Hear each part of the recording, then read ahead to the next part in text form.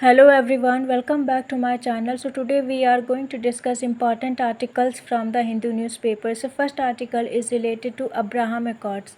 So first point regarding this article, the Abraham Accords a series of agreement जो launch हुआ था 2020 में किस लिए to improve diplomatic relation between Israel and Arab countries और इसको मीडिएट किसने किया था, mediated by the United states.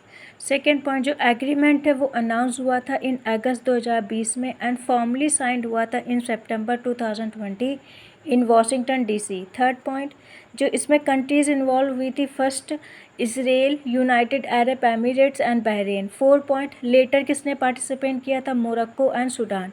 Five main aim क्या था, नॉर्मलाइजेशन ऑफ रिलेशन, मतलब नॉर्मल करना relation between Israel and Arab nation after years of political tensions. Second important outcome क्या थे, including opening of embassies and formal diplomatic ties and second growth in trade investment, tourism and technology cooperation. Third better cooperation in security, health, energy and innovation sector. Seven जो agreement है उसने improve किया था air connectivity और travel access को भी, including easier movement for religious visits.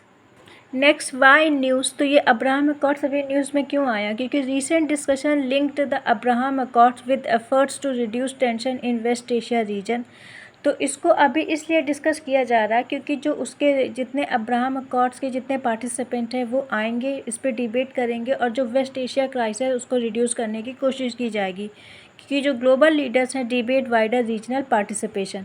Second as per recent diplomatic discussion, जो अभी रीसेंट डिप्लोमेटिक डिस्कशन हुई है, कंट्रीज़ जैसे Saudi Arabia, Qatar, Egypt, Jordan, Turkey and Pakistan have been mention in debate over possible future engagement. तो इन countries को mention किया गया है ओवर पॉसिबल फ्यूचर एंगेजमेंट के लिए, though no confirm expansion has happened. अभी मतलब कोई भी कन्फर्मेशन अभी नहीं आया है, बट ये ऐसा माना जा रहा है कि सारी कंट्रीज़ आएंगी एक प्लेटफॉर्म में और डिस्कस करेंगी और कोशिश करेंगी जो वेस्ट एशिया क्राइसिस चल रही है उसको रिड्यूस किया जाए।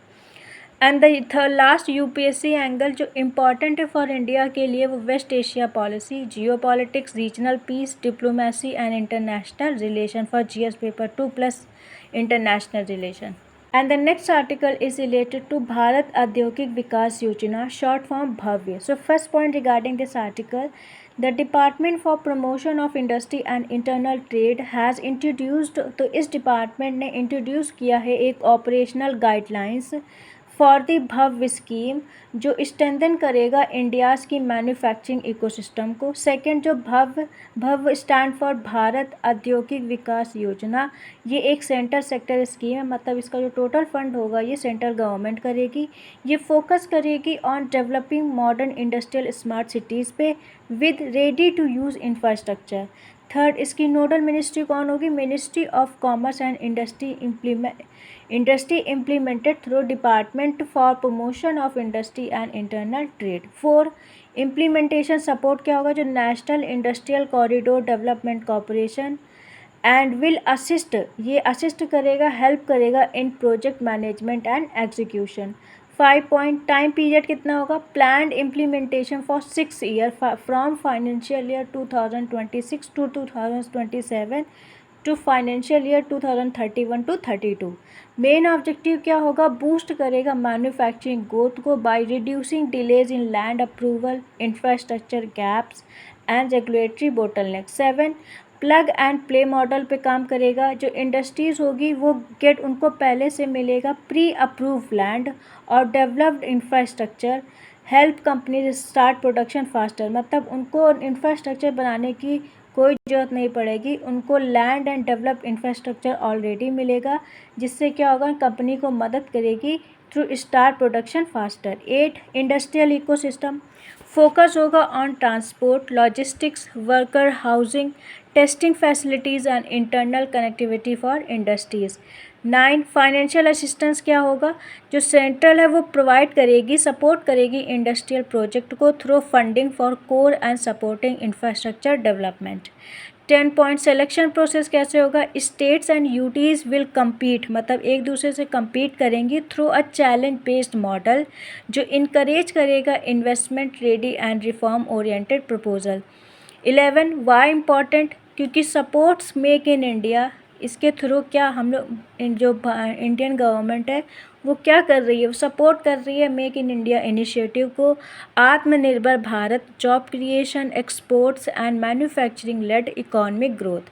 यूपीएससी एंगल से क्यों इम्पॉर्टेंट है, क्योंकि इम्पॉर्टेंट है for GS paper 3 economy, infrastructure, industrial growth, government scheme and current affairs.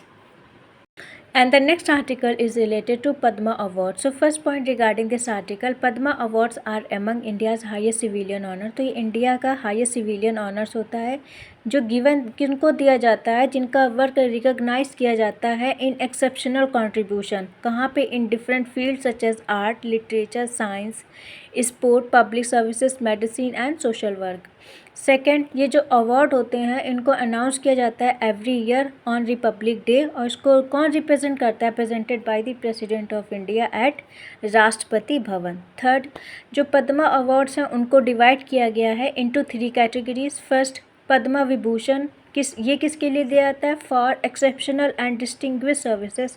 Second, Padma Bhushan for distinguish service for higher order, and the third Padma Shri for notable contribution in any field।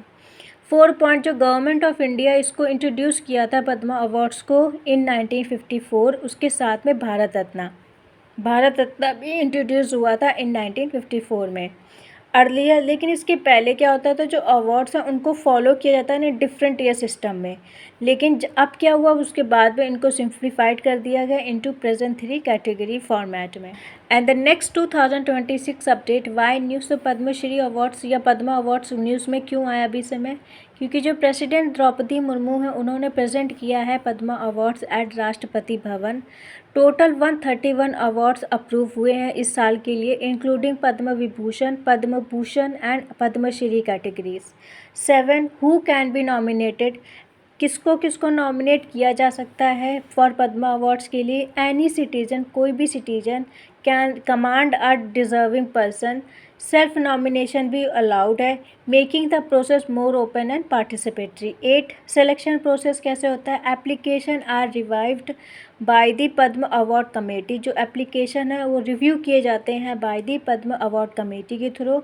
Final recommendation go to the prime minister and president for approval, and उसके बाद जो final recommendation मांगी जाती है from prime minister and president for approval. 9 point, eligibility rules क्या होते हैं, people from almost all professions can receive the award, मतलब किसी भी प्रोफेशन से अगर आप आते हो तो लोग इसको अवार्ड्स को रिसीव कर सकते हैं, कोई भी इसमें डिस्टिंक्शन नहीं प्रोवाइड की गई। 10, government employees are generally not eligible, जो गवर्नमेंट एम्प्लॉयज़ होते हैं वो जनरली एलिजिबल नहीं होते हैं एक्सेप्ट इन सर्टेन कैटेगरीज, लेकिन कुछ कैटेगरीज में एक्सेप्शन है like doctors and scientist. 11, posthumous award, ये किसको दिया जाता है, इन एक्सेप्शनल सिचुएशन, जो अवार्ड में ऑल्सो भी given after a person death, तो ये पर्सन के डेथ के बाद दिया जाता है for their distinguished exceptional work in any field of. And 12 point, important constitution point क्या है, under article 18 of the constitution Padma award are not titles, तो हमारे जो कॉन्स्टिट्यूशन में है अकॉर्डिंग टू आर्टिकल 18 आप किसी भी तरह का टाइटल आप नहीं रख सकते हैं, तो लेकिन जो पद्मा अवार्ड्स हैं वो टाइटल्स नहीं है।